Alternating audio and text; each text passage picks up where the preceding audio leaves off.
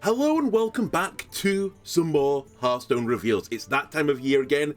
A new set, a new rotation is occurring. So in this video, I'm going to deal with some of the new cards revealed with the new set just the Emerald Dream, right, the set's called.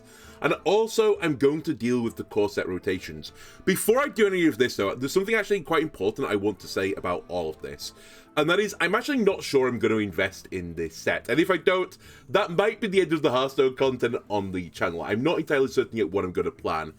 To tell you the truth, over the last two sets, maybe even towards the third set, I've not been getting quite as much enjoyment from Hearthstone as I used to. I've played from Whispers of the Old Gods until now, so I've had a pretty good run of it. And it's okay, you know, when people are also complaining about the set and, you know, there's some things you don't like about it. It kind of galvanizes your feelings about it, but the most recent mini set was the thing that finally, like, you know, I'm the problem here. I think it was generally very, very well received, the mini set, and I did have some enjoyment from it, but it just didn't still do it for me as Hearthstone once did in the past. And to be honest with you, my favorite deck that I've played, probably in the last 6 to 9 months, has been that Twist Highlander Dragon deck. I just feel like the older Hearthstone hits harder for me than the newer stuff, so... And the reason I'm telling you this, because I feel like it's somewhat disingenuous to do these rating and reveal videos when I'm not investing in the set, because people might, you know, take the advice, go, oh, this card's great, I should craft this card, and it ends up being bad. Or this card's garbage, I'm not going to craft it, and it ends up being god tier. That's fine if both you and I are the mug, because I, you know, will have invested in the set as well. But when I'm not investing in the set, then I feel like I'm potentially making mugs out of people. So, despite all of this, I'm still on the fence about it. Maybe I will try it because the aesthetic is actually very pleasing to me. I quite like this old fantasy setting. So, maybe all this is like, it ends up just, you know, being worthless. But I just wanted to let you know, like, buy the set at your own risk, use my decision making as your own risk, because I might not have any, you know, skin in the fight. So now that I said all of this, let's actually start doing the reveal stuff. Again, let me know in the comments below, if people are actually still really interested in me doing the reveal stuff, I probably will still keep somewhat interested in Hearthstone to some degree. I'll probably still watch like any of the professional events. Maybe I'll watch some high-end streams as well play, so maybe I could keep these reveals going down the line, but again, I think it's a bit disingenuous if I'm not actually actively participating in the set as well. Right, let's go by the by now. First off, we're actually going to deal with a card rather than the mechanics. I'll deal with the mechanics after this, because if you log into Hearthstone right now, and indeed I just did, you can get this card, Ysera Emerald Aspect. A 9-mana 4/12 dragon, start of game, increase both players' maximum mana crystals by 5. Battlecry, gain 3 mana crystals. That's right, if you can't beat druids, everyone can be a druid, you just join them, right? It is a very druid-esque card, in fact it has both mana ramp and also a means to increase your maximum mana crystals, which I think were both things that were only really exclusive to druid. I know with Taurus, other classes could do this as well, namely warrior, but it's a very druid-esque card for a neutral. And indeed, this will come, maybe not as a big surprise, but actually maybe it will come as a big surprise, but the Emerald Dream and all of this, like, foresty type of background is actually very, like, druidic in base, so I imagine a lot of the set feels very druid-esque. And indeed, we'll see later on that the Choose One mechanic, which was a core mechanic of druid, is actually going to be made a mechanic for other classes as well. They're going to get their own Choose One card, so there seems to be a big druid theme running through the entire set. Getting to the card itself, it's got the classic Ysera stat line. I think you have to print Ysera as a 9-mana 4/12. There is no other way about it. If you ever had this card buffed or nerfed, it would not be the stat line. That would have to stay the same. It's just so iconic. The card itself, though, start of game effect, obviously you get it as soon as you put it to the deck, so you're always getting your increased maximum mana by 5. The real powerful part of it is the gain 3 mana crystals part of it, though, I think. If you look at other cards that seen play in Druid, you have stuff like Nourish, which was like a classic backbone card for Druid, which let you either get 2 mana crystals, or you could draw 3 cards instead, if that was the better option. And Nourish did see some play to ramp people into higher mana crystals early, in older Hearthstone. More recently, we've had something like Crystal Cluster, which, by the way, has now been nerfed to 7 mana, which showed a bit of play in, I think it was in Dunga Druid, again, to ramp you up to the point where you could cheat out Dunga early to get then Dunga to cheat out a bunch of minions early and make your opponent cry on, like, turn 5 or 6. Ysera has this element, again, of 3 mana crystals, right? That's on Crystal Cluster. The big thing, though, is the mana cost of the card. There's a huge difference between ramping early on versus ramping later. If you're just playing this on turn 9 to gain 3 mana crystals, which will put you to 12 mana crystals, which you can hold because Ysera will mean that you're at 15 at the start of the game. It's a huge difference between doing that, 9 to 12, versus 3 to 6. 3 to 6 is such a big jump in the early game. The relative comparative powers between cards that are 6 mana and 3 mana is great to be between playing 12 mana worth of stuff versus 9 mana worth of stuff. The other card people have been looking at this and comparing it to is Wildheart Guff, which also let you go beyond your maximum mana crystals requirement and gave you a bit of ramp in the card as well. And actually on your button as well, right? You got some ramp on the button. But again, I don't think this card is anywhere near as strong as Guff because it's a 9 mana card versus a 5 mana card of Guff. Guff, you could cheat it out with, was it like Wild Growth, Innovate, right? Wild Growth Innovate, and you could cheat it out like by like what would have been turn 3 or something. Yeah, it was pretty obnoxious, Guff, and I think it's still doing some stuff in Wild. Again, I don't play too much Wild at all, so. But yeah, I don't think the power level is quite there on that card, but if you want to go beyond 10 mana crystals. If you've got any combos for any of the classes that require you to have more than 10 mana crystals, put Ysera in your deck and you can live out those combos now before these cards rotate out in a couple of weeks' time. One other thing I'll just mention is there's some fear, or potentially some fear in, there's now a few ways to increase your mana crystals in Druid, and potentially you could get to the point where Trog Gem Tosser is like actually just one-shotting people, but this card is about to rotate out. This was a Spirit of the Badlands card, right? So it will be gone fairly soon, but currently it's still in the game, so you could try doing the Ysera Trog Gem Tosser shenanigans. It would require you to find some way to spend like 18 mana worth if you use the other 2 spells from Druid that can increase your mana crystals by 3, then you could do some Trog shenanigans.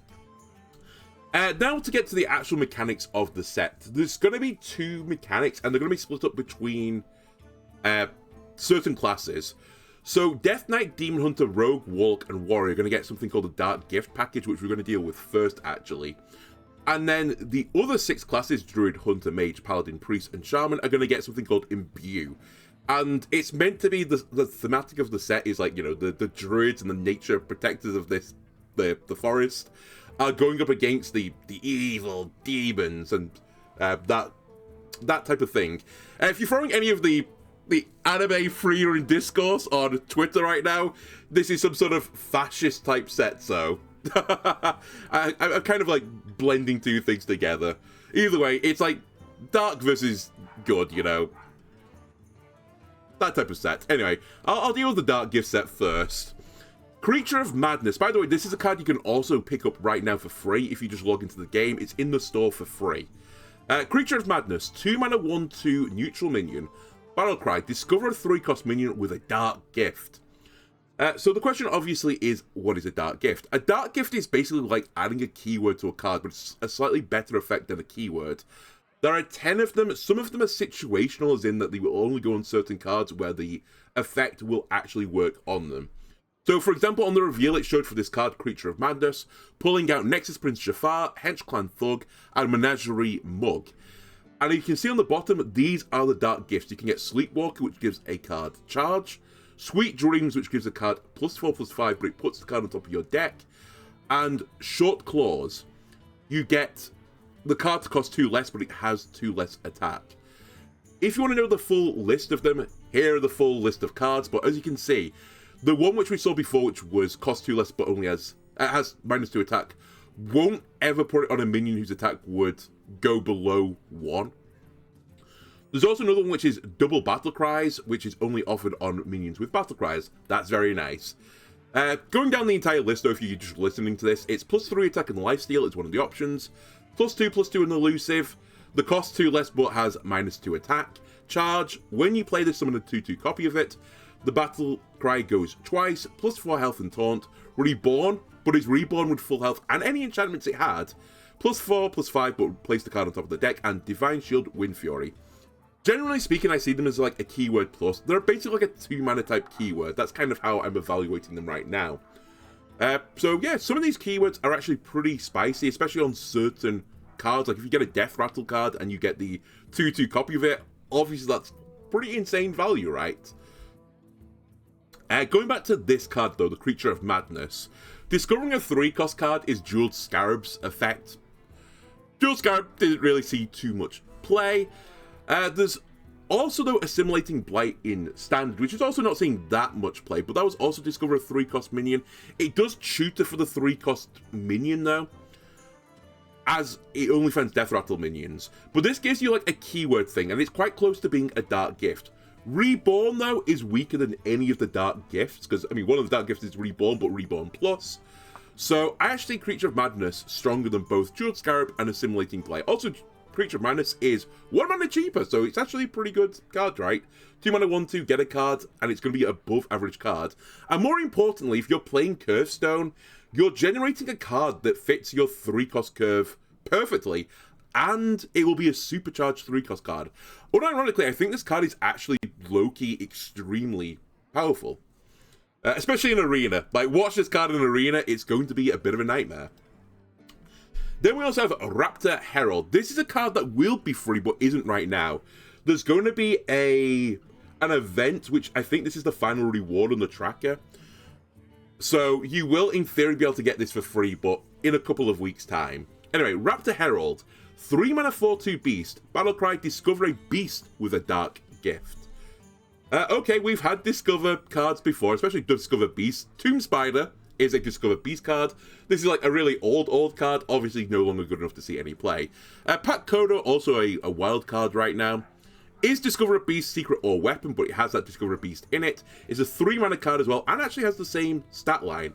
But remember the Raptor Herald, you get the beast with a Dark Gift on top of it, so it's a Beast Plus. So I think it's a more powerful version of Pat Kodo. Again, if there is some sort of big payoff for playing all of these Dark Gift cards, then Raptor Herald probably will see some play in that deck.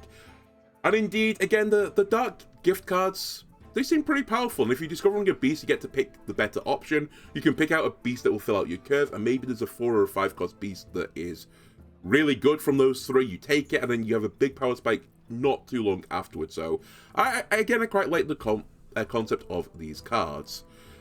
When I was going through, because it's quite difficult right now to go through the card library and say, oh, well, this will work well with this, because the 3 sets rotating out and the core sets are changing, so I've tried to be as careful as I can to not pick a card here that is about to rotate out, but if I have, I apologize. Anyway, in terms of getting, like, you know, big powerful beasts, well, Druid and Hunter are like your 2 classic beast sets. Tyrantus is still in the game right now. Potentially you could give this some sort of super buff on the Tyrantus.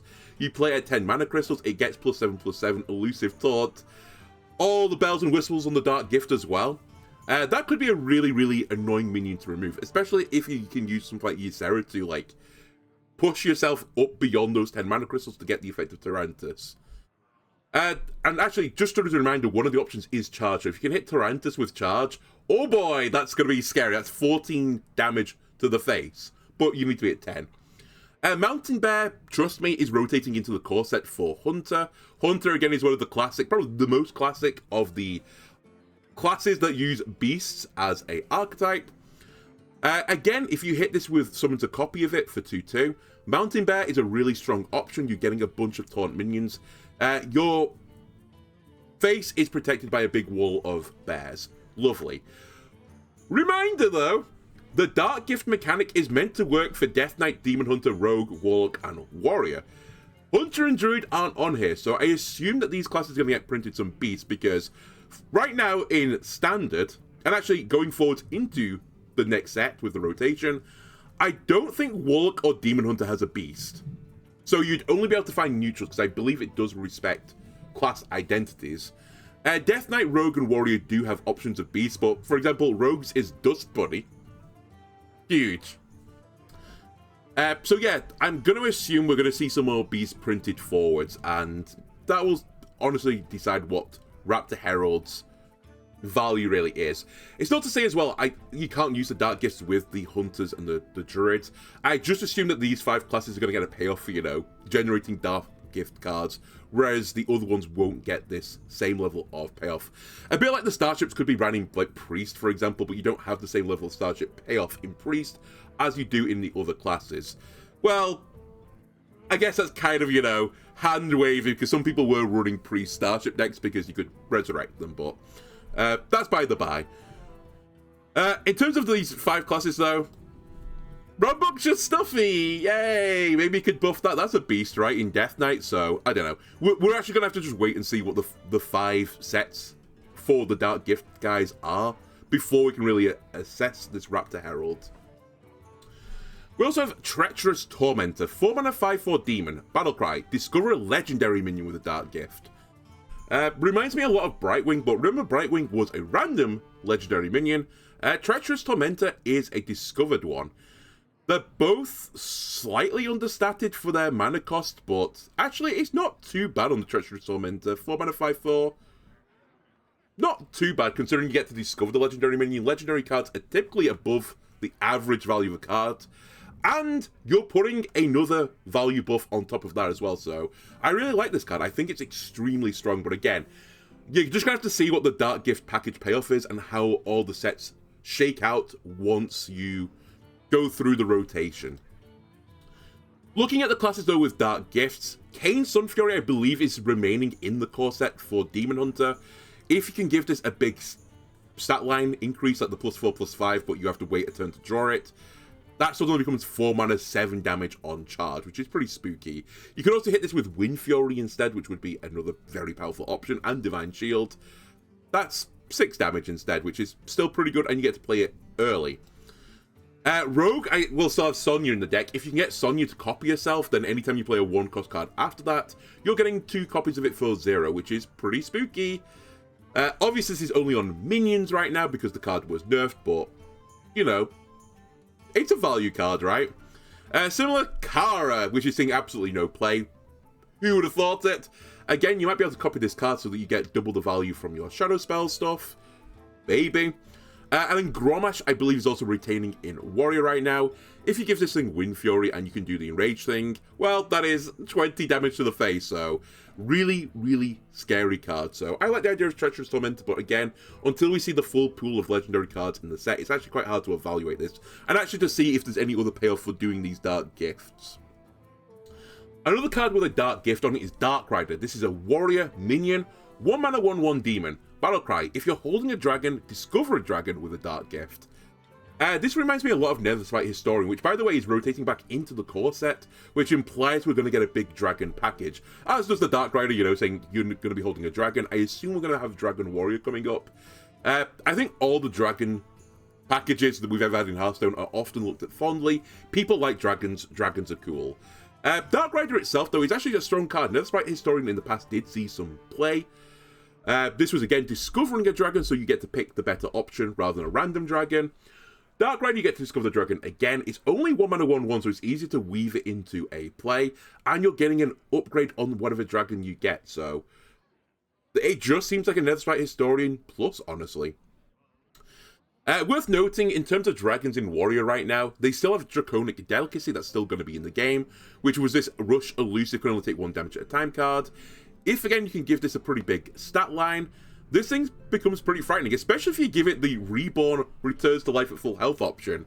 You don't want to be dealing with this thing with just minion damage twice, when you can only do 1 damage at a time. It would actually just be an absolute nightmare, so... but yeah, again, we're going to have to see all the dragons that are going to be going into Warrior. Now we'll deal with the other mechanic for the other classes. They have a mechanic called Imbue instead.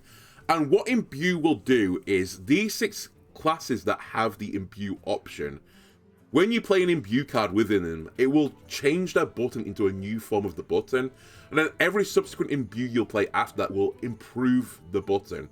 It's easiest if you just see it. So there's Bitter Bloom Knight, 2 mana 2/3 minion, Battlecry, Imbue your hero. So it's a pretty average stat line for a 2-cost minion. You want a more powerful effect to see play in Standard. And imbuing, I see it as kind of like invoking Galakrond. Imagine it that type of mechanic. So it's one of those things where the cards are going to be weaker than the average card, but will like combine together eventually into its superpower, right?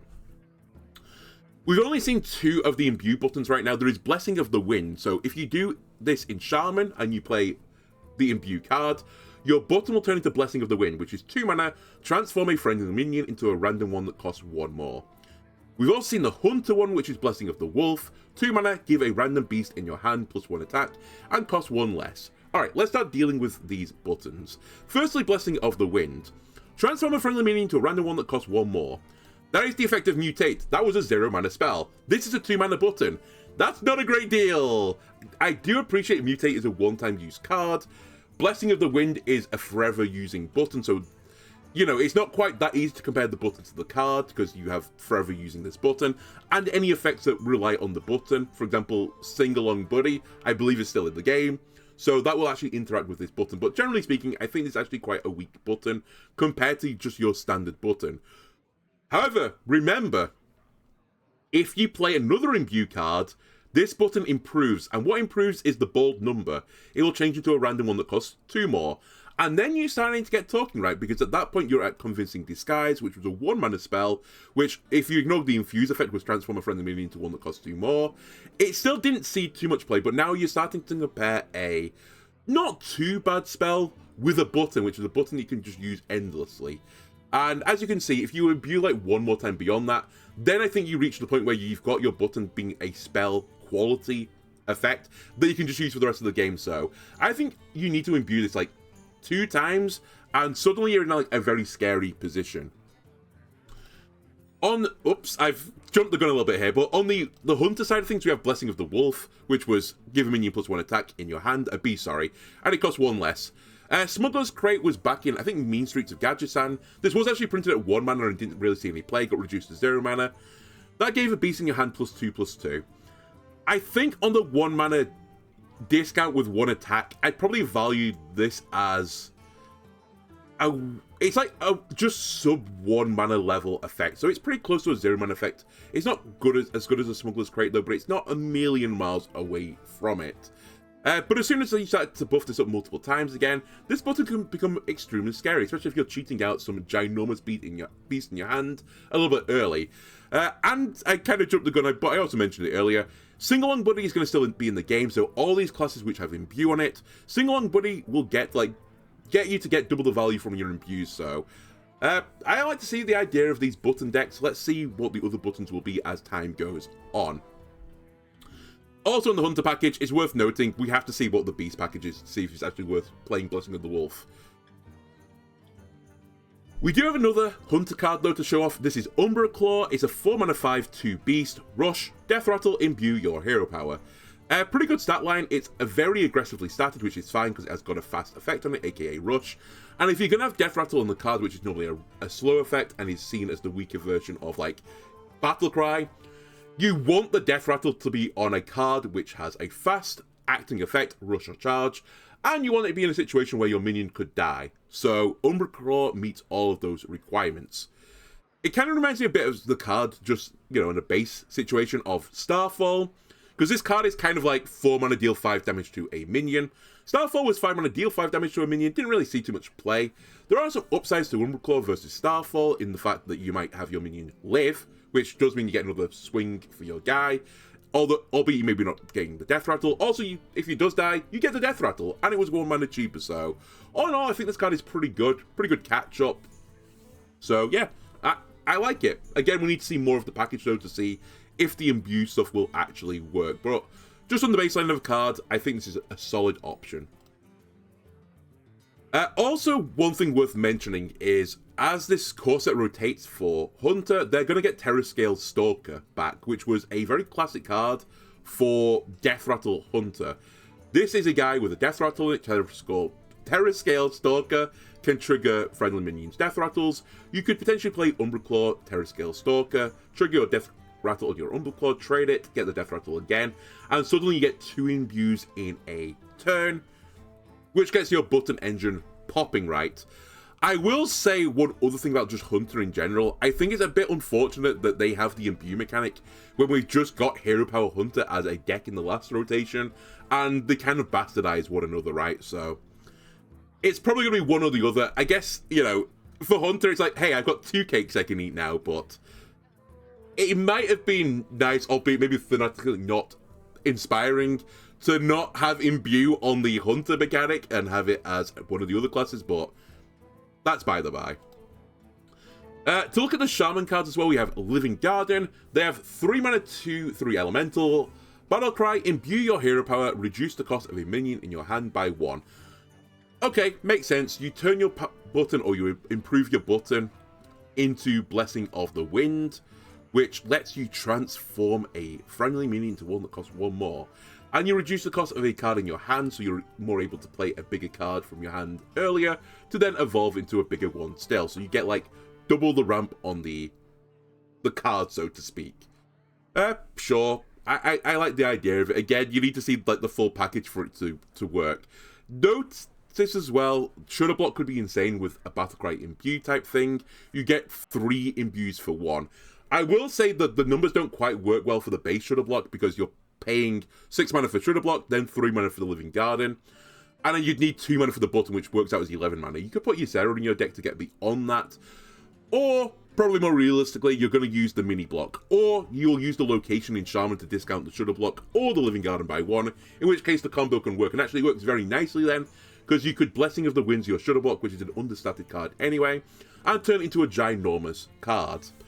Just one thing I actually forgot to mention about all of this. The bold text on the Blessing of the Wolf is the stuff that gets improved on the imbue, so I think you get more attack and more cost reduction, in case I wasn't clear about that. Anyway, back to Living Garden. Other nice case uses of the evolving aspect of the Blessing of the Wind as well, just to be like as a note. Rocket Hopper, I believe, is still going to be in the game, and that is an insane card if you can evolve it into it. So if you play like a 4-drop when you've got Blessing of the Wind up, and you're able to transform it on the base thing, or you play, you know, a 3-drop and you've got the imbued version of it that gets 2 more, and so on and so forth. Trying to hit 5-drops is actually a potentially extremely high roll if you hit a Rocket Hopper. It's disgusting. Yeah, I look forward to seeing that happen to me in every game if I do invest in this set. Also worth noting, Shaman has actually got quite a lot of cards, because really, why do you want to transform cards?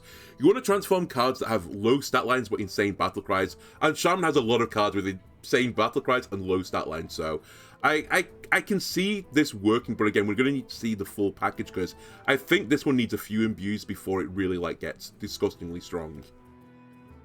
We then have also seen a card for a payoff for imbuing. It's Malorn, the Way Watcher, 8 mana, 8/6 beast, Battlecry.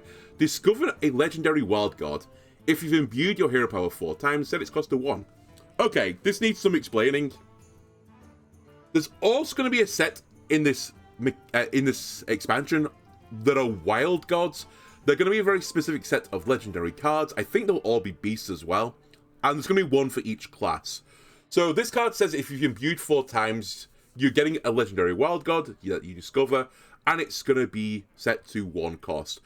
Until you see all the legendary wild gods, you can't really evaluate this card. There is one that we know of, and I'll show it on the next slide. Generally speaking, though, this is a 8 mana, 8/6. If you don't get a good wild god with it, or if it's not synergistic, and you're just getting the stat line of this, it's really bad, right? And depending again on the quality of the wild gods, if they're not good, you're probably kind of getting close to that effect. So it really lives and dies by the quality of the wild gods, and also by how easy it is to imbue. The other way I kind of looked at this card was, it's pretty similar to stuff like Jan'alai, or Galakron even, where it's one of these cards where it's like, if you do these conditions over the course of the game, almost like doing a quest, do these conditions over the course of the game, you'll get this payoff. At Jan'alai, you had to do, you know, hero power damage, and really you didn't get any payoff if you didn't meet that quest. At least Malorn, you do get some sort of payoff for not completing the quest. Same with Galakron, you get some level of payoff for not fully completing the quest. But yeah, it just lives and dies by the reward. In the case of Jan'alai, it was quite easy to do the 8 hero power, and Rag is a pretty powerful effect. In the case of the Galakrons, they were very specific, but generally speaking, the Galakron's payoff, if you got to the full level of Invocation, was really powerful. So yeah, if the wild gods are insane, then Malorn will be a pretty strong card. I always say as well, 8 mana cards, do they see play in Hearthstone? It really depends on how fast the set is. But we're about to come out of a previous expansion. We're about to come out of the core set rotation. And normally at the start of a new set is the weakest point of the that cycle, right? Because you're only going to be dealing with 4 sets, not 6. I'll also say, again, we'll deal with the core set later on in the video. I feel like the core set has been weakened slightly, which maybe suggests they're going to try and pull the power level down a little bit. And I actually think the last 3 sets were all, generally speaking, a little bit weaker than the 3 that preceded it. So maybe we're going back towards the median again in terms of power levels. In terms of Wild Gods, here's one of them. This is the Death Knight Wild God. It's Ursoc, 9 mana, 6/14 Beast, Battlecry, attack all other minions, Death Rattle, resurrect any disc killed. Just looking at this card, it seems potentially insane. You can imagine like scenarios where your opponent's got like a board of 7 minions, they're all tokens, you drop an Ursoc on the board, chomp, chomp, chomp, chomp. Ideally, he dies on the last hit, and he spews out all those minions on your opponent's board onto your board. It's basically like mass mind control. I'm here to tell you, I don't think that is going to be the most likely outcome of this card, but we'll see. The card actually I'm going to compare this to is actually Giant Tumbleweed, which is in standard right now, which is a 7 mana spell, which does 6 damage to all minions. Same attack as Ursoc, by the way, and you get to summon a 6/6 Tumbleweed. Now, this card obviously doesn't have the highest high roll that Ursoc does, but it is extremely consistent at what it does. You're always going to get the 6 damage to all minions. You're always going to get the 6/6 Tumbleweed. Well, almost always going to get the 6/6 Tumbleweed unless something bizarre happens. Ursoc is going to have some situations where you put him on the board and he's going to hit someone and he's not going to kill them. Or he's going to hit someone that's going to kill him instead. You know, that type of thing. So, I think it's a pretty good card, especially if you could get this for 1 mana. Obviously, it's then insane from Malone, but my slight concern about this, funnily enough, is the Starship decks, which haven't really worked until recently, where a bunch of cards got nerfed, and actually a bunch of cards that are very good in Starships are getting rotated out anyway, so I can see Starships becoming really, really, really strong again, and they're already pretty strong right now. And Starships are often pretty tall minions, right?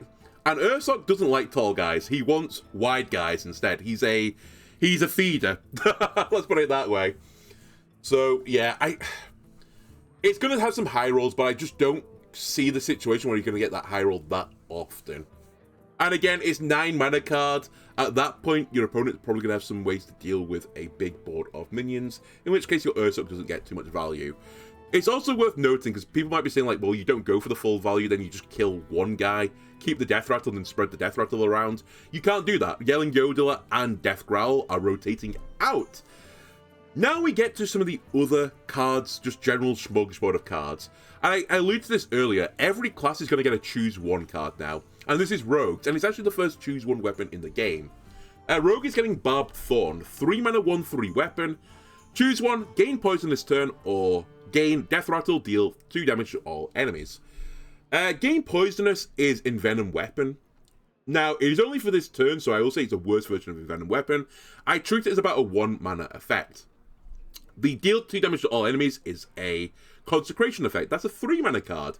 But you have to bear in mind on the Consecration type thing, it's actually not as good as you think it is. A bit like the Poisonous this turn, because breaking Barbed Thorn is going to require you 2 mana to push the button, or 3 swings of a Barbed Thorn to break it. So it's like Consecration double minus.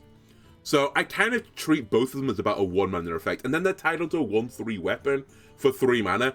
I actually think this card is kind of garbage, but I assume there is going to be something else about the weapon. So look at this kind of, you can look at it in a vacuum right now, but we're going to have to see the full atmosphere before we can really evaluate the card. So I'll give it the benefit of the doubt, but currently in this form, I think it's just overcosted. We've then got Ominous Nightmares in Warrior. 1 mana, choose one, deal 1 damage to all minions, or give a damage minion +2/+2. Again, and it's a shadow spell. Again, the 1 mana effect is Whirlwind, which by the way is about to rotate out, so it's goodbye Whirlwind, say hello to Whirlwind. The other effect is like a minor version of Rampage, so we'll just treat it as 1 mana Rampage. Whirlwind and Rampage in the appropriate sets have seen play. Ominous Nightmares is these 2 cards bundled into one card where you can situationally pick the one you want. So I actually quite like the Ominous Nightmares. I think it's a pretty solid card, assuming there is some sort of enraged mechanic in Warrior. And I think there will be an enraged mechanic in Warrior, just, you know, kind of guessing. Warrior also has Afflicted Devastator, 4 mana 6/6 dragon.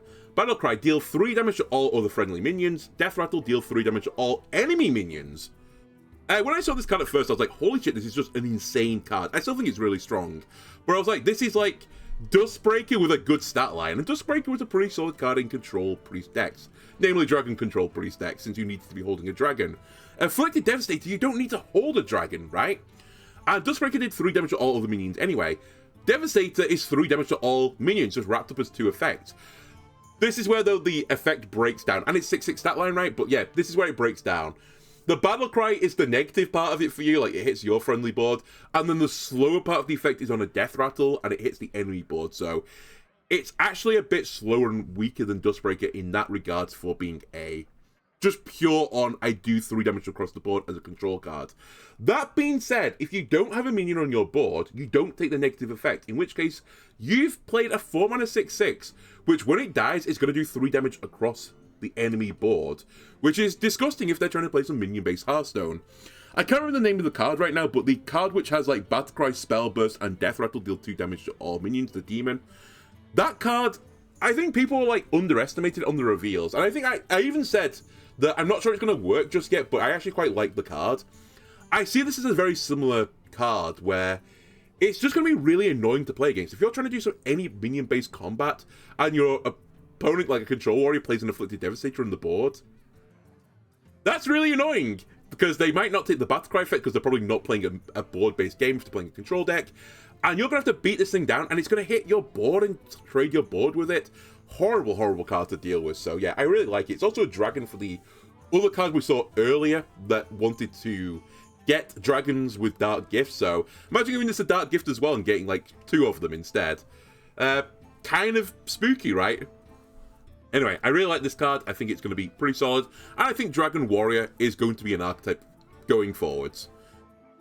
We've also got another enabler of dragons. We have Naralax, Herald of the Flights. 7 mana 7/7 legendary minion. Your dragons cost 1. Alright, Aviana's back, and it's a guy wearing a robe, but it's only 4 dragons. Aviana makes your minions cost 1. In Wild, Aviana has classically done a lot of really, really, really mean things to opponents, and sets up a lot of combo win conditions, because the game really wasn't designed around all the minions costing 1. Aviana has been nerfed a couple of times, I think, over the course of the history of Hearthstone, to try and stop her doing these nerdy combo wombos.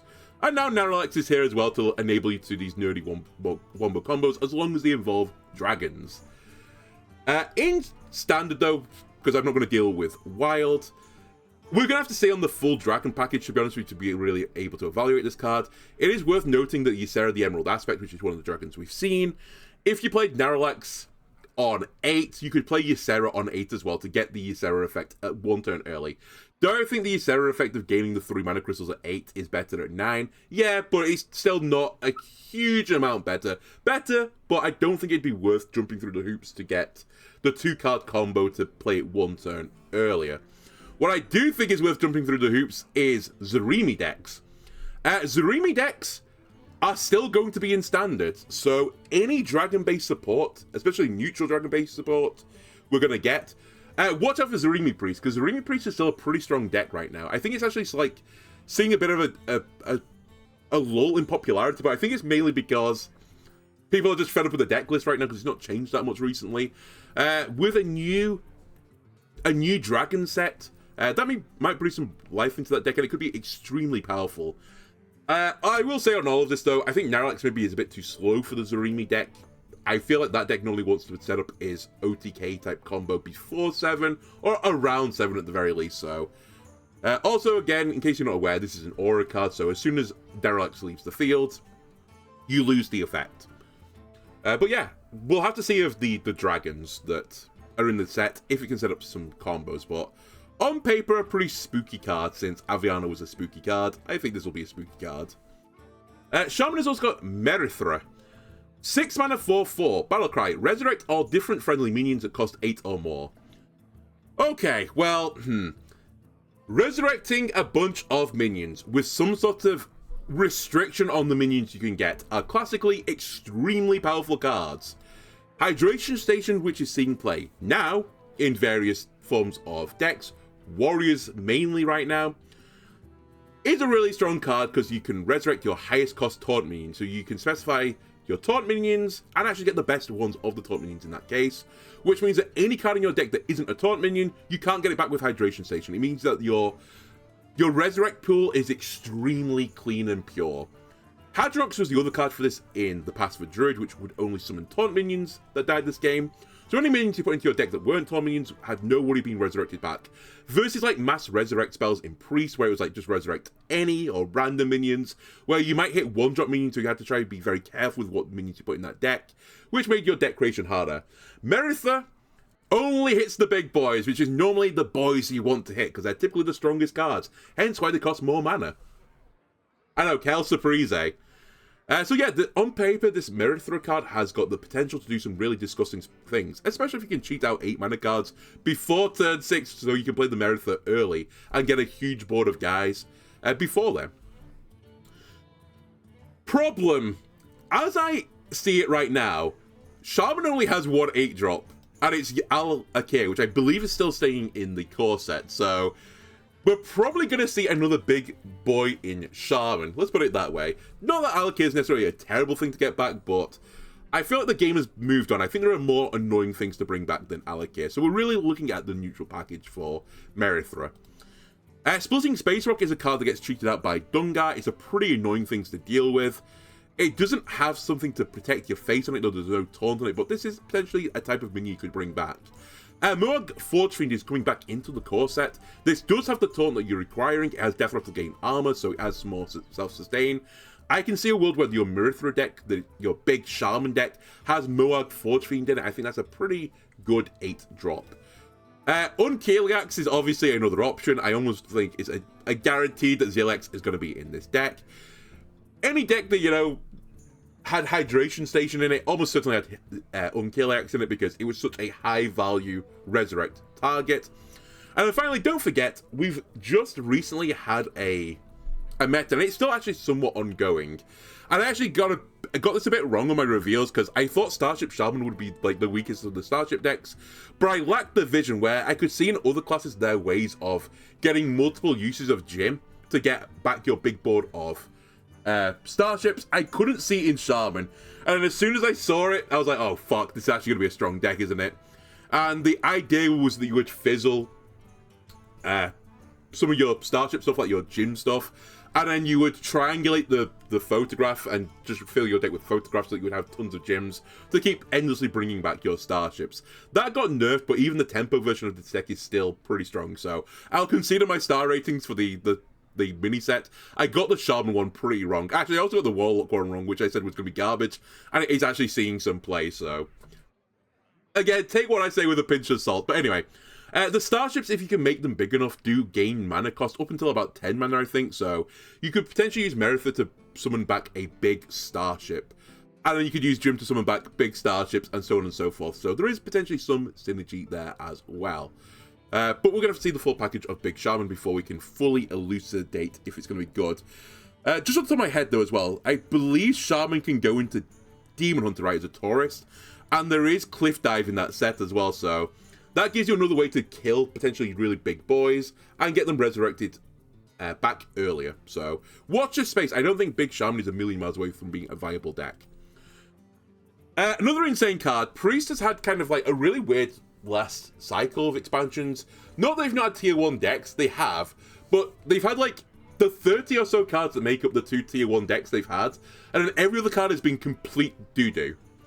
So I think people were looking at Priest and like, can you give Priest like some sort of like reasonable set that isn't just like Zarimi cheese or a engine based about drawing your entire deck and setting off some sort of combo with overhealing, please?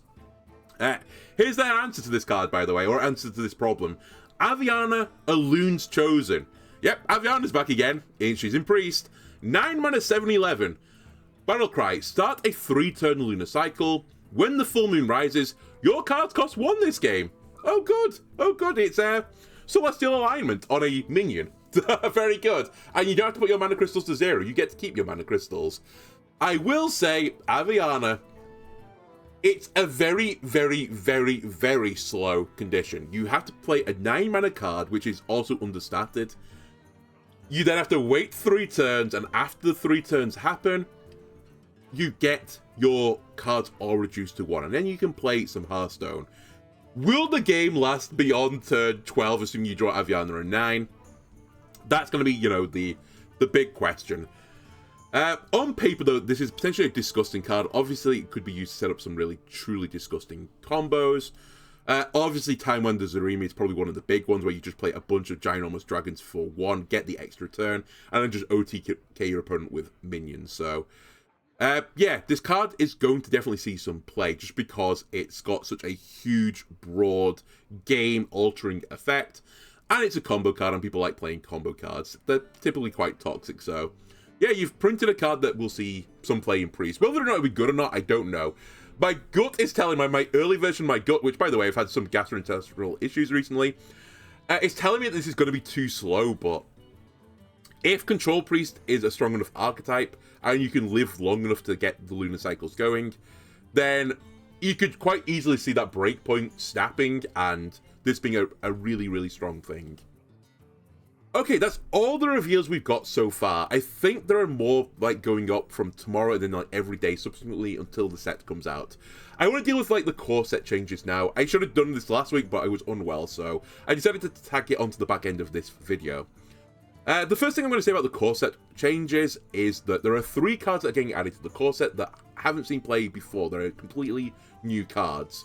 And these are Falric, Poison Breath, and Babbling Bookcase. And I'm going to deal with these one at a time. We have Falric, which is a 3-mana 2/4 Death Knight card, double Unholy Rune. You gain twice as many corpses than normal. Battlecry, draw a card that spends corpses. So the first part of the effect is an aura, so this will only work while Falric is on the field. The second part of the effect is actually really strong. It's draw a card, and it's tutoring specifically for a card that is a corpse spending card. And you're getting this for an understated card. You're getting 6 stats for 3 mana, which is not that unreasonable. Like 3 mana 3/4 is like the usual like 3 mana stat line in the card. Would you trade a stat line for a tutoring effect? It depends on what you're tutoring for, and that's really how this card is going to live and die by Falric. Is there a card worth tutoring, or is there not a card worth tutoring? You do also get an effect beyond the tutor as well. Don't ignore that you gain twice as many corpses. If you can play a card, or you can push a button or something like that, getting an additional corpse in a corpse spending deck, that could be quite a nice thing, especially if you can generate like a huge number of corpses when you play Falric, and you get twice the number of corpses, and you have a big payoff condition for doing that. Fantastic. And the card I compare this to a little bit is Peaceful Piper, and Peaceful Piper is seeing a little bit of play because it has the ability to shoot for a beast. Even just the draw cards in like the Terrans and that type of thing, the Protoss cards, they also have tutor in them, and those cards are all seeing play because tutoring cards is extremely powerful in Hearthstone. It makes your deck way more consistent. The problem for Falric right now, and again, this will be definitely addressed by, you know, the time that the set comes out, there's actually not that many there's not that many cards, sorry, that spend corpses right now. A lot of them are rotating out. One of the big ones, though, is Airlock Breach, which has been seen play in Death Knight decks. You could use your Battlecry on Falric to draw your Airlock Breach in time for turn 6 to give you the big 5/5 Undead with Taunt, and you can get the additional max health as well. So, yeah, I can see Falric working as a card. I think it's a really nice thing to be added to the core set. I like it. We also have Poison Breath, which is give a friendly Undead Poisonous for 2 mana. It's basically Sickly Grindwalker type effect, but only a one-time use of it. And it's not tied to a minion. One of the ways I've been seeing this right now is that you could Poison Breath your button, which is a 1/1 charging undead. That is a 4-mana killer guy combo. That's effectively Assassinate, but it's actually worse Assassinate because you have to attack, which means you're liable to getting taunted or any secrets popping, that type of thing. So I think this card is quite weak. It's going to really require some sort of like good synergistic undead for it to really pay off, especially something that's like an undead that does like 1 damage to all minions, in which case Poison Breath will see some play. The only card I can kind of think of that has that type of requirement is Thessarian, which I think is still going to be in the core set after this, where you could put Poison Breath on it to then trigger its Death Rattle by some means and pop a minion for 2 poisonous damage, but unfortunately you can't get it onto the battle cry, so it's quite hard to like gel those deal damage to a minion and poisonous effects, as the timing is just wrong. But Poisonous Breath, I can see a circumstance where a combo will exist where Poisonous Breath would see play, but I think just on the basis of it, I think it's a little bit too weak actually. Finally, we have Bubbling Bookcase. It's a 3 mana 2/4 Battlecry. Add 2 random mage spells to your hand. This is just 2 Babbling Books. This is the card that was in standard right now. It's actually about to rotate out, funnily enough, before his big brother comes in. You know, on paper, right, it's 2 Babbling Books. 2 Babbling Books would be 2 mana 2/4. This is a 3 mana 2/4. This is worse. Okay, that's not the way the game works, because if you can imagine that, if you get doubling it still, you'd obviously end up at a point of 4 mana where you're looking at a 4/16, which is obviously stupid. For the mana cost of the card, though, you're paying for an understated 3-drop, which is giving you 2 random mage spells. Depending on the quality of random mage spells, this might be a good deal. Generally speaking, though, I suspect it's going to be a bad deal. I think there are enough bad mage spells right now in the game that this card is unlikely to see any form of play. It reminds me a bit of CCG, which is another card that's seeing absolutely no play right now. That actually has a more finite pool of cards as well. And it was 4 mana 4/4, so understated 4-drop, where you're realistically going to get 2 cards. You could potentially get 3, though. And this card is not seeing any play. I don't think Babbling Bookcase will either. Unless there is some sort of Casino Mage mechanic in the game, where you get payoff for playing spells that didn't start in your deck. If you get that mechanic, then Babbling Bookcase maybe sees some play. But again, it's going to require that mechanic to be in the game for it to see any chance.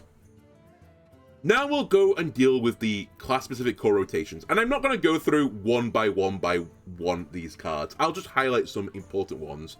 Death Knight is losing the Scourge, Plague Grain, Soul Stealer, Might of Menethil, Corpse Bride, Noxious Cadaver. They are gaining Falric, Tomb Guardians, Death Metal Knight, Death Chiller, Poison Breath, and Malignant Horror. I think the noticeable one for loss is Soul Stealer. This was a very classic card to put in any controlled Death Knight deck. It was a really strong card, 8 mana clear the board, and you got a bunch of corpses, and you got a 5/5 at the end of it. Very strong effect. There is still, you know, the 15/15 guy, his name has just completely escaped my mind as soon as I was mentioning it. He's still in the game, so you do have like a somewhat like-for-like replacement, but I feel like Death Knight normally played both of them.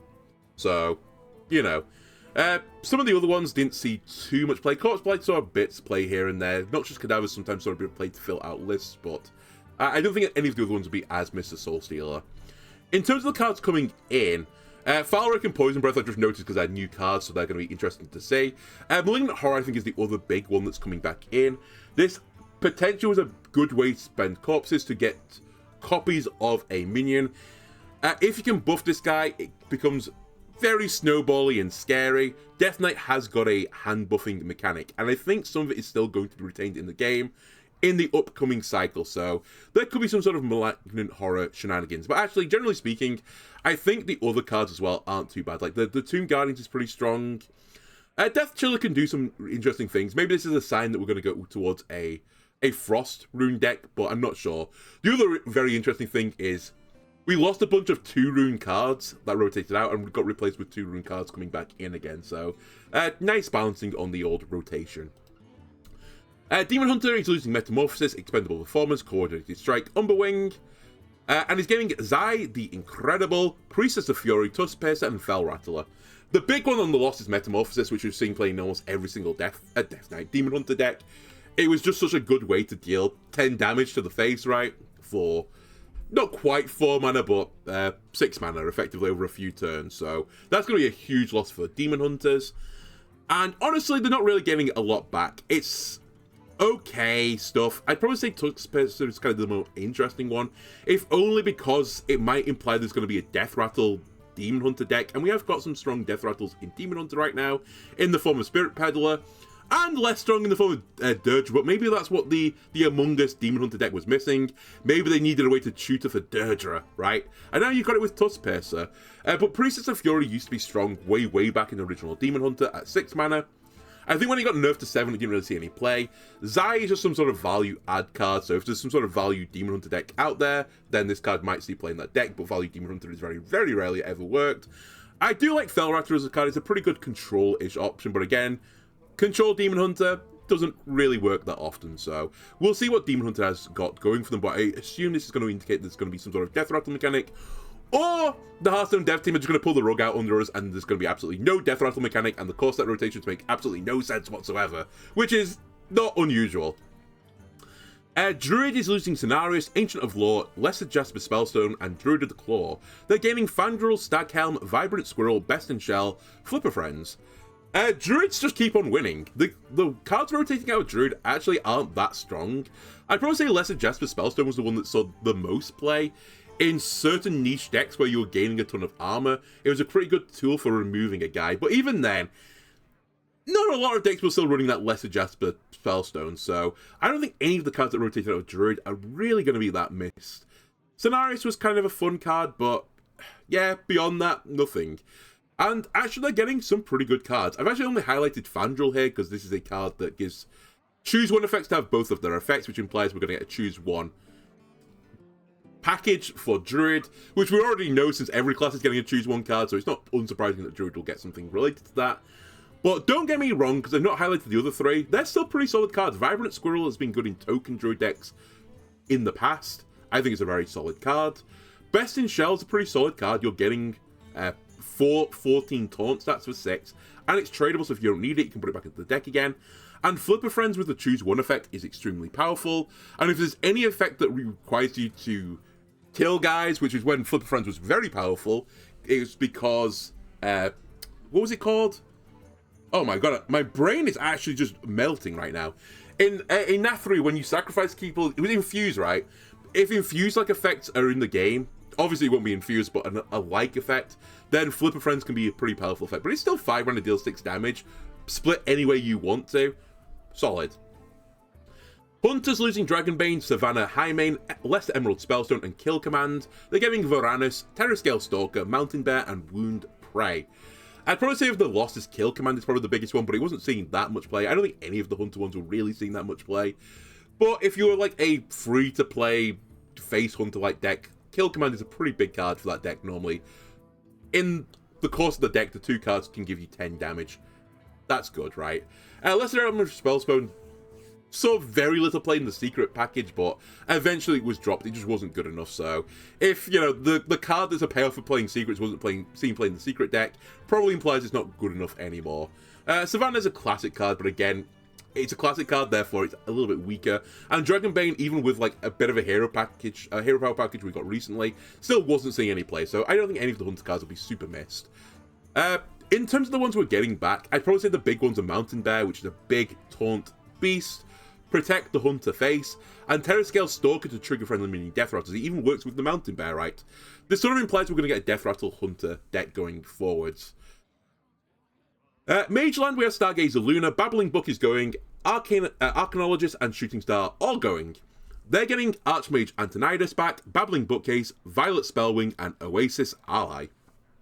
Again, I don't think Mages are losing anything particularly big from the rotations here. I highlight Stargazer Luna here just because my Draenei Mage deck had it in as a draw engine, and I think it's a shame that you got this.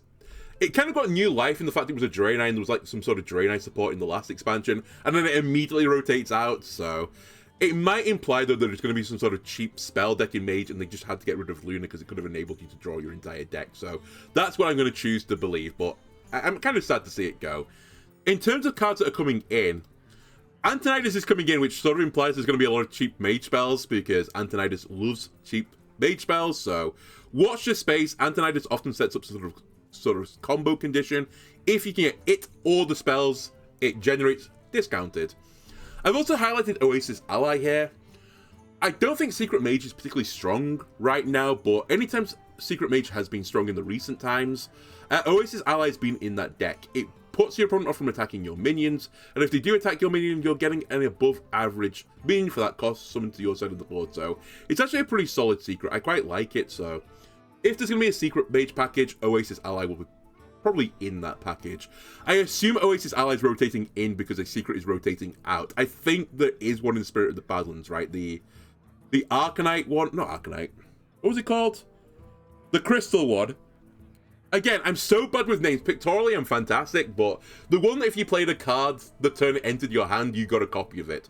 I think that's rotating out, so they're just balancing the books with the Oasis ally. Paladin is losing My Lady Liadrin, Hammer of the Naru, Warhorse Trainer, and Stand Against Darkness. They're gaining Anachronos, Underlight Angling Rod, Red Scale Dragon Tamer, and Immortalized in Stone. By the way, Immortalized in Stone has also been reworded, and it's a buff. It used to summon a 1/2, 2/4, and 4/8. It's now a 4/8, 2/4, and 1/2, which means that if your board is full, you get the bigger stuff early, which I think is a good change for that card. Anyway, back to the core set rotations.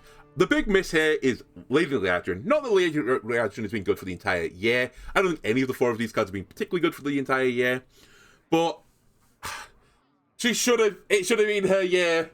We got a Libram package. She was so good with the old Libram package, but unfortunately the new one kind of like was a bit of a stinker, and it meant that this entire cycle Lady Liadrin just saw no play. What a shame. And actually, similarly, Warhorse Trainer and Standing Against Darkness, we didn't really get a Silver Handed support, so these cards also didn't really see too much play. I think Stan saw a bit of play in Flood Paladin, just to flood your board with minions. That's about it. And then Hammer also saw absolutely no play. In terms of the cards coming in, Anachronos is a pretty big one. It's a good one for control decks. Immortalized in Stone, again, I've just highlighted it because its effect has been changed. Also worth noting, it implies from Underlight Angling Rod and Red Scale Dragon Tamer, we might be getting a Murloc package in Paladin. And I did suggest with Grunty that we're probably going to get a Murloc package in the not too distant future, because why would you print Murloc cards when the Murloc set is like non-existent right now? So watch your space. I think Murloc Paladin is going to be a thing again going forwards. Maybe not this set, but the set afterwards, or the set after that even. Maybe they're looking for the real long con. Priest is actually losing some pretty big cards. Katrina Myrte is not one of them. Mana Geode, Crimson Clergy, Lesser Diamond Spellstone, and Shadow Word Pain. They are getting Natalie Celine, Light Shower Elemental, Greater Healing Potion, Spirit Guide, and Power Word Shield. The big one on the loss here, bigger than any of the other cards, and actually maybe bigger than any of the cards we've seen so far, is Crimson Clergy. This card was the entire draw engine for Priest for a year. Priest got printed like no cards with draw on it, which was so bizarre. The only thing they really had was this Crimson Clergy Overheal draw engine, which let you draw like a ridiculous amount of cards. So many so that it had to get nerfed, but it wasn't the clergy that got nerfed. It was the Tasty Cake was nerfed, like the tea cake or whatever it was called. That got nerfed by 1 mana to try and, you know, hit this deck. And actually Overheal Priest in general got nerfed. So this is a huge loss, losing this potential draw engine of multiple Crimson Clergies together, overhealing them all together, getting a mana cheat on top of it, and then healing them again to draw more cards and just draw your entire deck. Mana Geode is also a pretty big loss. It did see some play in some of the Overheal Priest decks. I probably should have highlighted it, but I didn't. And Lesser Diamond Spellstone saw a bit of play in some more control Priest decks where you'll try and resurrect big boys back over and over again. Katrina Myrte, I have no idea why this was put in the core set. There was actually no undead package for Priest at all. And there's actually some cards that are rotating out which required an undead package. And there was never one, so I have no idea what they were thinking. They probably weren't thinking. And the Shadow Word Pain is not good enough anymore to see play in Standard, so that won't be missed. On the things coming back in, I think the 2 big ones are Spirit Guide and Power Word Shield. Just because Crimson Clergy is rotating out, so Priest has to have some sort of draw engine. And Spirit Guide is a pretty decent draw card. 5 mana 5/5 that draws you 2 cards and shoots for 2 cards. Power Word Shield is a bit boring, but again, it's a 1 mana draw card and give a slight buff to a minion on the board. Greater Healing Potion also has draw in it, but I think it's a weaker card. And then the other 2, they're okay, but I think Hearthstone has moved on since then, so... but we'll see. Maybe Priest will actually need big single target destruction, in which case Natalie Celine is pretty big target, single destruction, and gets the stats and becomes pretty spooky.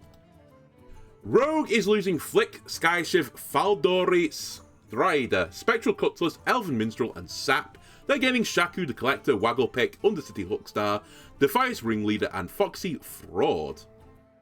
The big loss is probably a Spectral Cutlass and Elven Minstrel, especially Elven Minstrel, because again, it was tutoring for minions in your deck, and was a 4 mana 3/3 that drew 2 cards, which is a pretty good stat line, and so plays in some combo-ish decks. Spectral Clusters maybe isn't a big miss, but there is a deck that like revolves around it, and obviously that deck won't be viable anymore because the card is going, so that deck will just get completely killed. Flick is also somewhat of a loss. It didn't really see any play, but it was a bit of a tech card versus like some sort of deck that shuffled a ton of minions into their deck, which would be spooky. You could always flick it and then just destroy all copies and, you know, give them the finger. You can't do that anymore, but that tech was, like, extremely minor.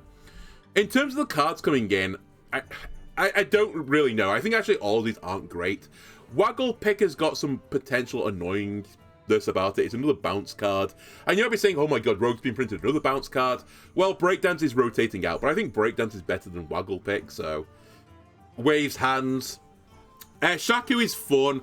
I assume with Shaku and Undercity Hookstar we're going to get some sort of Burgle Rogue package, but we always do get a Burgle Rogue package within like a 2-year cycle.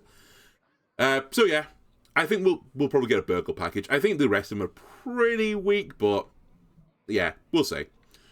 Shaman is losing Kalamos, the Primal Lord, Overdraft, Thing from Below, Muck Pools, Air Elemental, Spirit Claws, and Ancestral Knowledge. They're gaining Kragwa the Frog, Earth Elemental, Jinyu, Water Speaker, Blazing Invocation, Voltaic Burst, Marsh Spawn, and Wailing Vapor. I think the big two losses here are Kalamos because of his interactions with Shutterblock, and Ancestral Knowledge because it was such a key part in Nature Shaman. Albeit Nature Shaman's key cards are rotating out anyway, but 2-mana draw 2 cards with an Overload in any Overload package was a pretty good card, so those 2 cards are going. The big ones from the cards that are coming in are probably Kragwa and Marshborn, only because it gives some sort of indication that maybe Shaman is going to get some sort of deck that revolves around playing a bunch of spells. And if you remember in the Taurus Shaman mechanic, they had rewards for playing spell schools in Shaman, so maybe they're finally going to merge that package with something that's actually viable in the game, and something will happen from it, so... Or again, they're going to pull the rug out from under us, and this will absolutely do nothing. It's also probably worth noting, Earth Elemental is a pretty big thing as well. I talked about the Transforming Evolving package. If you hit a 4 into a 5, you can hit Rocket Hopper or Earth Elemental. They're both pretty spooky cards to hit. They're big stat lines on 5. Warlock is getting kicked in the balls. They're losing Archvillain Fan, which is not a kick in the balls. Twisting Nether, though, Less Amethyst Spellstone, Defile, Bloodbound Imp, and Voidwalker. They're gaining the Solarium, Despicable Dreadlord, Dark Peddler, Vulgar Homunculus, Fiendish Servant, and Demonic Assault. Twisting and Defile is such a huge loss to Control Warlock that they do have options. There is the Demon version of Twisting Nether, which doesn't actually destroy locations, but it gets the minions killed. So they have some sort of light for light, but Defile is such a fun spell. I wish Defile would never rotate out, but Defile is a pretty good tool for dealing with early game boards. Does Warlock have other options? Yeah, they have a few other options, but man, they are 2 really classic Warlock cards rotating out. In terms of the ones coming in, I'd probably say Solarium, and actually to some degree Fiendish Servant are the interesting ones. The Solarium is a big amount of draw for 1 mana, but you have to play the cards immediately. We'll see where we go with temporary cards in Warlock. Fiendish Servant sort of implies that maybe we're going to get some sort of Zoo-ish package, which is why I've highlighted it. Maybe some sort of buffing Zoo package. We'll see. Again, it might be one of those cards they've just printed and just forgotten why they've printed it.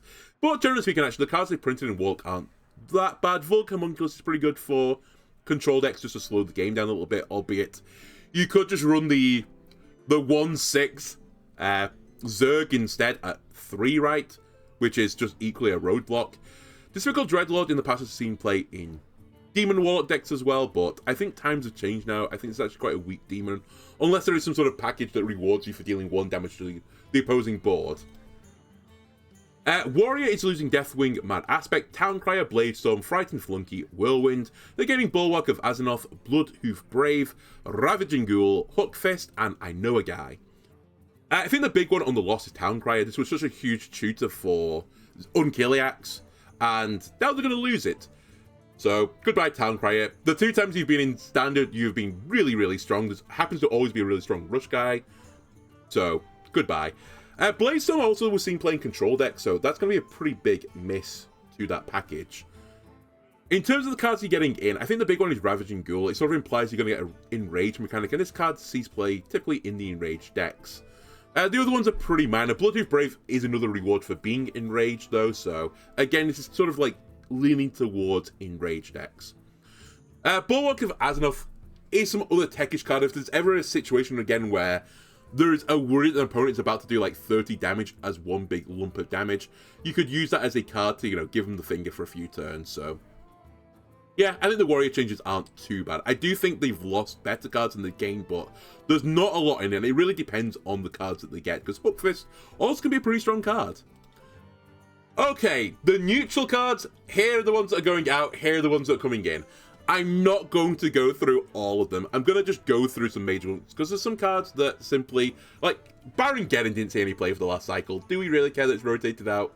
Not really. So, anyway. Pictorially, here are the cards that are rotating out, here are the cards that are rotating in. The big ones that go out, though, are Leroy Jenkins, fuck that card, don't ever put it in the core set ever again. Zola the Gorgon, Mind Control Tech, Mountain Giant, Molten Giant. Also, Sea Giant is rotating out, which I probably should have put in that space in the bottom right corner since I had room. Warsong Grunt and Malagos the Spellweaver, they're all rotating out. Leroy was the bane of my existence, maybe part of the reason why I don't want to play Hearthstone anymore, because I hated that Handbuff Paladin deck with a passion. It was meta for like an entire year plus, and I was so fed up with that person, what's she called, like the seamstress or some, whatever she was called, that would buff a minion based on the buffs it received, and Leroy would obviously get buffed as well, and Leroy would come to the board and deal 20 something damage. It was so annoying to play against. Don't print Leroy again. Just don't print 5 mana 6 damage charge. It's not fair. Zola is pretty big for doing some like infinite combo type shenanigans. That's going now. MCT's actually been seeing some play recently. The card got reworked so it wasn't random anymore. You get to choose the minion, but it got a mana cost increase. In a world where people have got ginormous spaceships, Mind Control Tech became actually a pretty good option for dealing with them. And the game was pretty aggressive. Again, MCT became a pretty good control card for dealing with them. Mountain Giant was pretty big for Hand Warlock. That's not really going to be a thing anymore. Molten Giant saw a lot of play in Pain Warlock-based decks. Again, that won't really be a thing anymore. Warsong Grunt is seeing play now in Grunter Hunter, in case you're wondering why that's on the list, where it's a bit like the Cleave Hunter list, where you put the Yormonger card on it so that it can overkill minions. And in a meta where there's a bunch of Zerg cards on the board, Warsong Grunt, Grunter Huntering over all of them with like a big bunch of buffs on it from the hand buff cards in Hunter, basically could kill people on turn 5 with, assuming they had a board, which is really not a fun way of playing the game, assuming you had the Grunt and the Yormonger. You don't want to die because you played minions. That's not a fun game mechanic. It kind of like punishes you for playing the game. Anyway, you won't be able to do that anymore. Warsong Grunt is going out. Also, the Yormonger card is going out, by the way. Malagos the Spellweaver is also rotating out, which is pretty big for the Asteroid Shaman deck, because this was often used to draw a bunch of asteroids and OTK your opponent. You can't do that anymore. Coming in, there's actually not that many good cards. Again, I think the core set is getting weakened, to be honest with you, with this rotation. The big one is probably Steam Cleaner, which... Great timing, by the way. We've just gone through, like, 2 years of cards that get shuffled into your deck being a mechanic and it being extremely toxic. Well, plagues, I guess. But also, like, TNT and Explosive. And you rotate Steam Cleaner in as all of them rotate out. Well done. Good timing. I do assume this means that there is going to be some sort of other shuffling into deck mechanic, and Steam Cleaner is going to be in the deck to steam clean them away, so it's a really powerful tech card, so I'm glad it's gone back into the game. Also worth noting, this doesn't work with Kil'jaeden, in case you're wondering. Kil'jaeden will actually... It's not shuffling cards into your deck, right? It's actually just changing your deck into a portal, so you can't steam clean a Kil'jaeden, that doesn't work. And that's right, Historian we talked about before. There seems to be a Dragon package in the near future, maybe even in the next set. So this is a pretty strong card that's still playing all Dragon decks, and I think it could still hold up nowadays.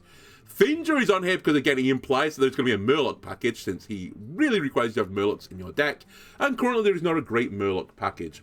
But I could definitely see like a Murloc Shaman deck with Cookie in it, for example, where if you cheat out Cookie with Finger, and maybe one of your other Murlocs has Rush or something, or Charge, and you kill it and you start evolving your entire board. I can see that being like a pretty spooky tempo deck. It just requires the Murlocs to like build around that entire package. Octosari is in the deck, which is the 8 mana 8/8 draw 8 cards card. I'm sure that'll set up some sort of shenanigans, some sort of mill-based shenanigans, so I look forward to seeing what that does. And then Moag Fortfiend is just a big 8/8 taunt boy that gives you 8 armor as well. It's like a great card to cheat out. It lets you survive longer and lets you play in the late game if you want to. So yeah, that is the core set changes. Also, the sets are rotating out.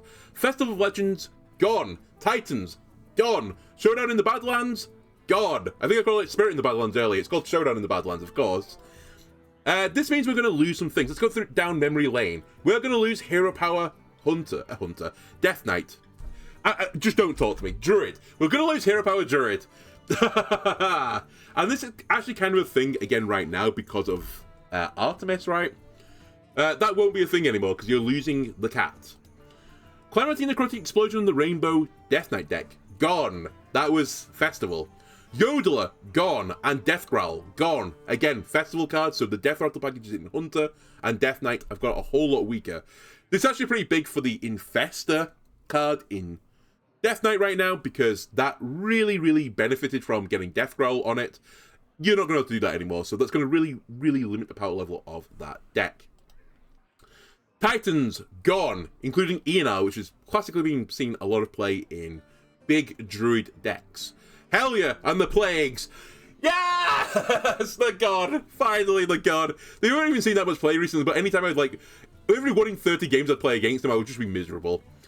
Always a bigger Yourmonger, also rotating out, which is causing issues in Grunter Hunter. Again, a card that punished people for playing minions. Not a great idea. Sif, Rainbow Mage, dead, gone. And Odin, in Control Warrior win condition, gone as well. So Titans was an extremely strong expansion. I think people forget how strong that expansion was.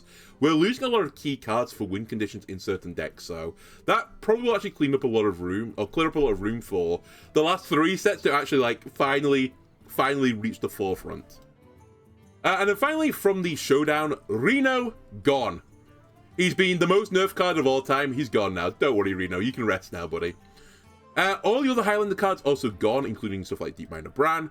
Excavate, gone. Drilly the Kid here is just a placeholder for it. The Dragon Druid package, gone. Ria Straza is not in the game anymore. And Reska, which has seen a lot of play in basically every single Death Knight deck, also gone. And this was a pretty good tool for dealing with big, massive starships, because you could steal them.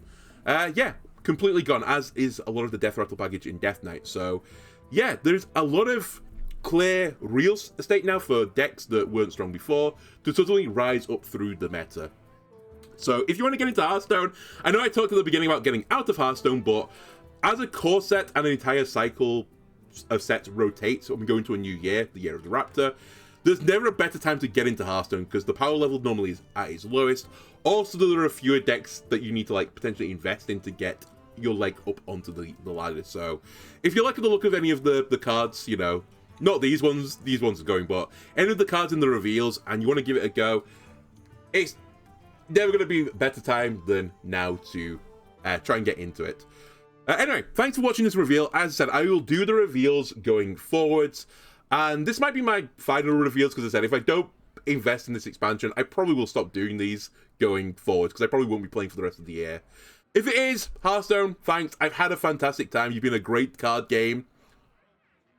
Yeah, and thanks for everyone that has watched over these times. But again, you'll see me on some more reveals. Anyway, adios. Bye-bye.